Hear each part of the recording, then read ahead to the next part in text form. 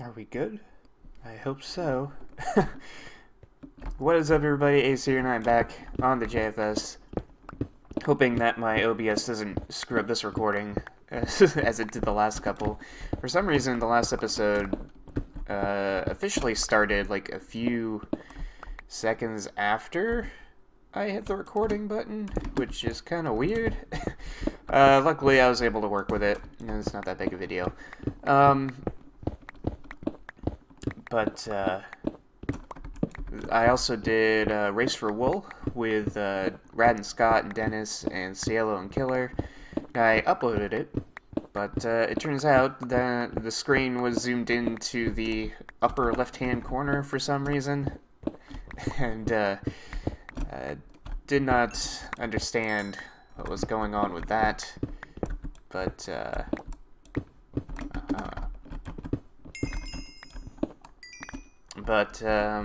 yeah, it looks like things are okay here.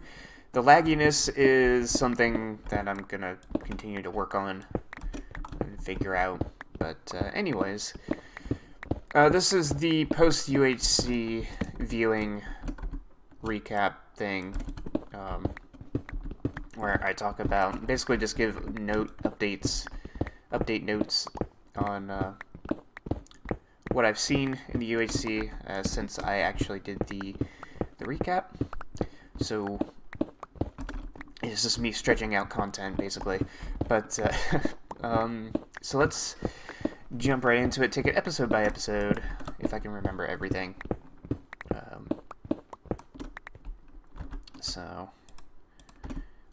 For the first episode, the most notable thing is it was interesting to see just how quickly everybody found each other at the start. Blue team ended up getting their group of 7 first, but we all basically came together within like the first 10 minutes. Yeah, besides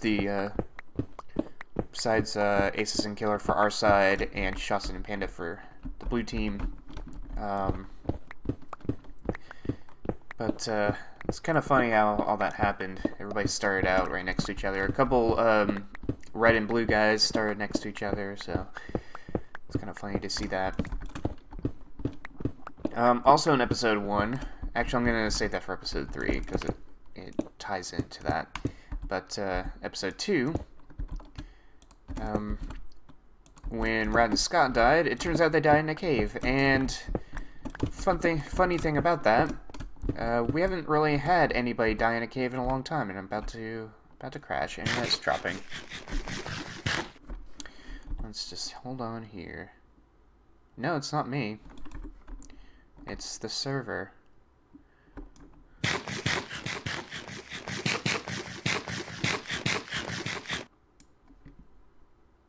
I timed out? Okay. Maybe it was me. It was.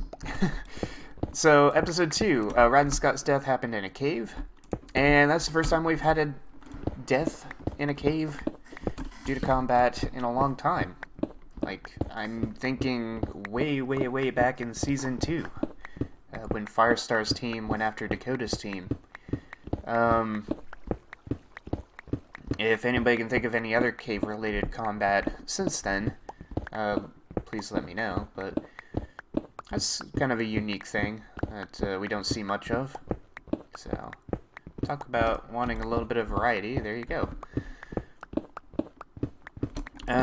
What else? Episode 3, not really much. Oh yeah, the thing I was going to say about episode 1, which was, the nether connection for us was something that Shotson said in, like, the first episode. That, if one side went to the nether, which for Shotson they were talking about the blue team, if one team went to the nether, the other team could do the same thing and link up through the portals. It turns out that's exactly what our team did, although we didn't realize it right away, so it's a good thing that Aces and Killer noticed that and went straight for it. So episode 4, not really much to talk about there. Episode oops.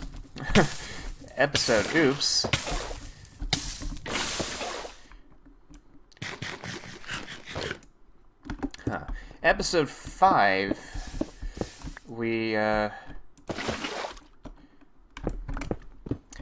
turns out that the blue name that we saw was Naxer, which this is the one of the big talking points for me. So yeah, Naxer got lost in the caves, and instead of finding his way back through the cave system, he decided to go up to the surface and then go back down where they originally went down into the caves. So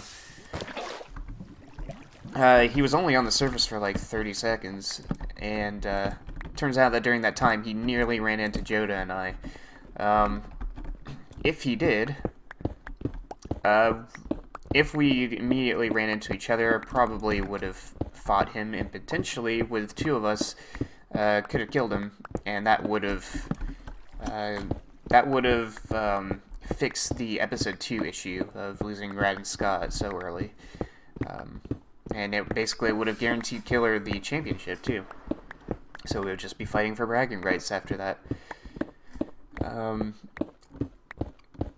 As for us seeing him, if we knew that it was Naxer, we would only have a little bit of time to decide what we want to do before he disappeared underground again. So it would have had to have been some quick decision making. However, with us not really knowing if anybody else was around, it was probably the best idea for us. It was at least understandable for us to not fight Naxer, because we weren't sure if anybody else was close behind. So I guess it all works out. So that's the main stuff. Let's see, episode 6. It turns out that Killer's group, didn't find Shawson's group until they ran up on the Best Friends Forever fort. Best Friends Forever clubhouse, excuse me. And they found them before finding us, who made our home right next door. So I thought that was kind of funny. We were within view. It was kind of like season 14 all over again, because we were easily in view, and they had eyes for this little clubhouse in front of them. So yeah, they found each other before seeing us. Our big mansion that we were working on up on the hillside. So I thought that was kind of funny.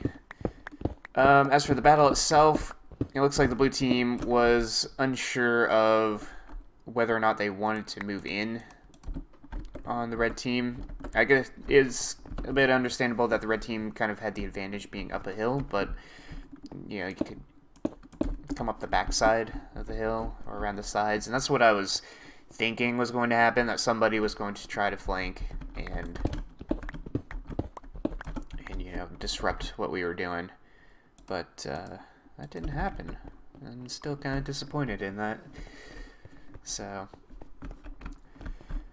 disappointed. I'm still sticking to my guns with the whole ranty thing.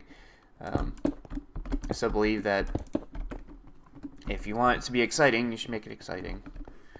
And I've been that guy who, you know, draws out a battle as well. You know, I've been part of long, drawn-out combat.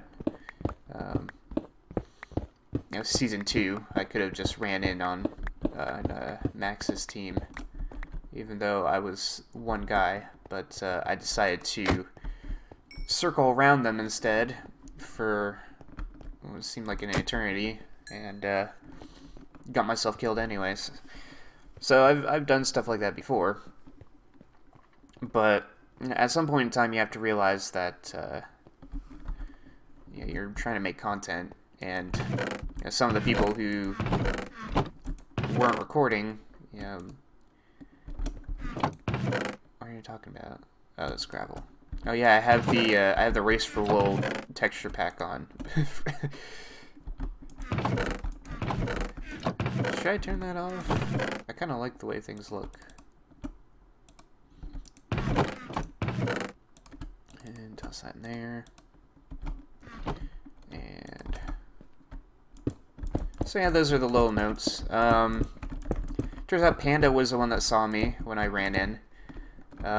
Turns out they saw me quite a lot more than I thought they did. When I was up on the hill, I realized that they saw me, so I backed off and moved to another spot, and it turns out Nixer saw me there too, and they were just kind of staring at me, and I was staring at them. I didn't realize that they knew where I was at the time. I thought they were still looking at where they thought I was, so... oh yeah, I have to go to Shoptown. We should do that. Excuse me, get off my bed. Where should I put this iron? I'll just toss it in here for now. I'll come back to it. Let's go to Shoptown and look at UHC betting while we finish our notes. With our ultra lagginess that I don't know what to do about. Good thing I don't actually do anything important in these videos. You can just kind of listen. Oh, right. This part. Maybe I should turn this off. We've fixed that. Turn it back to the good old nether. It's gonna take a second. Just gotta undo everything. Or crash the game entirely. Well, it looks like that's what it's gonna do. Nope, there it goes. Okay. So, yeah, it turns out they saw me all along, and it took them a minute to make the decision to run after me. I did not see my name tag on Nixer's perspective, but he was looking around, looking back at his teammates. So I think if he had more of an eagle eye running in there, he probably would have seen me, and I would have been a lot more screwed than I was. So I got pretty lucky there. So let's see. I was the one that put the painting up. That's pretty... I think I already mentioned that. Turns out Cielo shot it down. So, I wish I could have seen that from someone's perspective. I think maybe Shawson saw it or something, but yeah, I put that painting up out of frustrations of what was going on. But yeah, Panda was the one that saw me when I ran to battle. I did go straight for Nixer. And Dennis was right in his assumption of why I did that, so... what else? The final battle itself was pretty decisive. Turns out Shawson lagged out, which was unfortunate. That's... yeah, we probably wouldn't have killed him either, had that happened. But, Joda uploaded his battle. After everybody died, which was pretty cool. So it was good to see that perspective, and that's going to end up on the UHC battles. So keep an eye out for that. That's probably going to be the next video that I upload. So, speaking of UHC, I do have other... I'm gonna have to fix the encoding on this. I do have other UHC topics I'd like to talk about. Just kind of recapping some stuff, going back and looking back at things. Let's see. I'm probably going to. The main video I want to do is kind of just recap season 20 as a whole, or maybe rank the series 2 worst to best, maybe. But let's go look at UHC betting real quick. Did Nixer take his winnings? Nixer put his winnings back in, or his bets back in. So I'm gonna look at my bets first. I think I remember everybody. I should probably bring up the my leaderboard because I made note of everyone.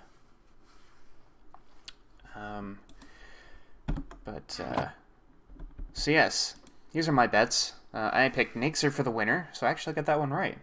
Iron Man was me. That was not true. I lost that in the Nether. First kill is Nixer. I almost got that right. I picked Nixer, but it was actually Cookie that got the first kill. So most kills I got right though. He got 2, and that's what most people got. So first death was Joda. It was actually Rad, so I got that one wrong. First of diamonds was Aces. And I got that one wrong because I think it was Boo that found it first, and she's on the other team.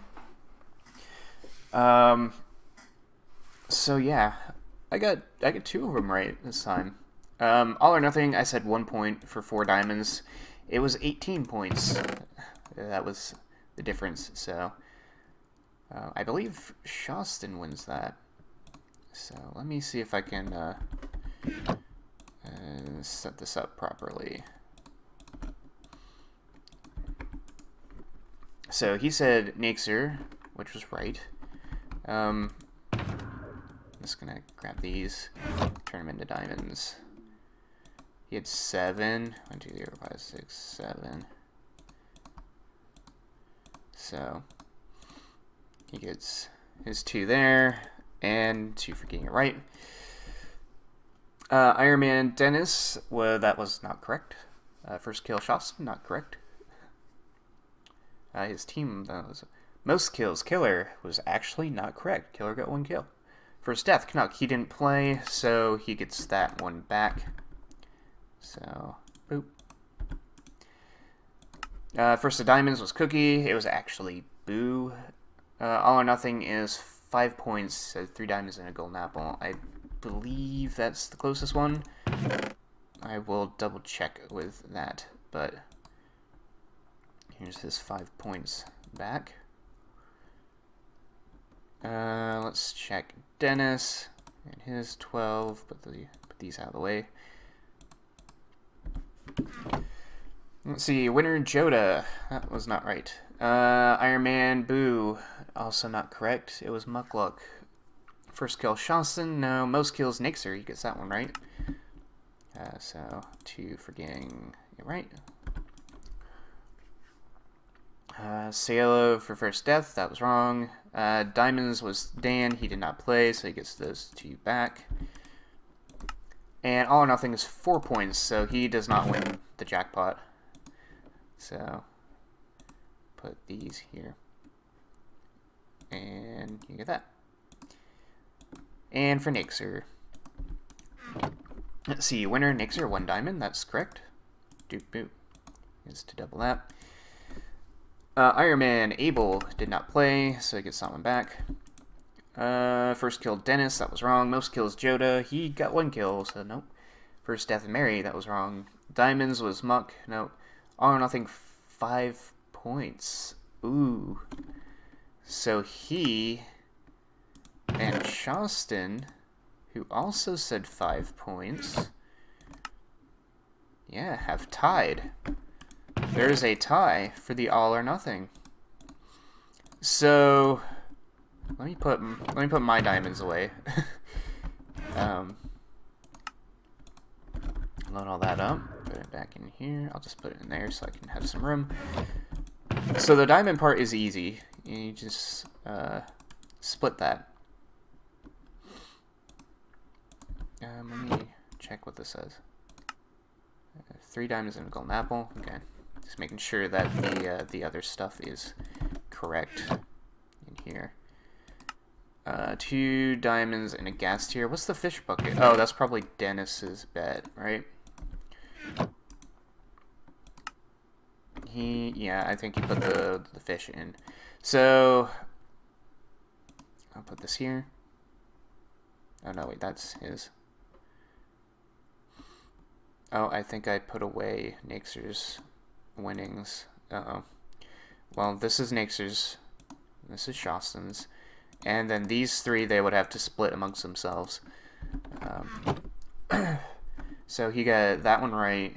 He gets that one back, so that's 4, 5. Oh no, 2, 3. And then that one's wrong, that one's wrong. That one's wrong, that one's wrong. So he gets 3 back, right? 1 diamond for that, so he gets 2. Now 1 back for that. That one's wrong, that one's wrong. That one's wrong, that one's wrong. So yeah. This is... I mean, I guess I could combine them like that. Yep. So yeah, they gotta decide who wants these. But congrats. You both won all or nothing. So decide amongst yourselves who wants the pufferfish, the golden apple, and the gas tier. I'm gonna put my book in the records. So I hope I did that right. If I did that wrong, let me know, and I will redo it. Oops. Let me reorganize. Pretty sure I did that right. So yeah. I guess we'll do for this episode. Yeah, that's a good short and sweet video. I'll fix the encoding in the future. So current max bet is up to 5 diamonds now that I feel like people have more diamonds. So this will reopen leading into UHC 21, which should be in April. So keep an eye out for that. But anyways, I hope you guys have enjoyed watching, and I shall see you all next time.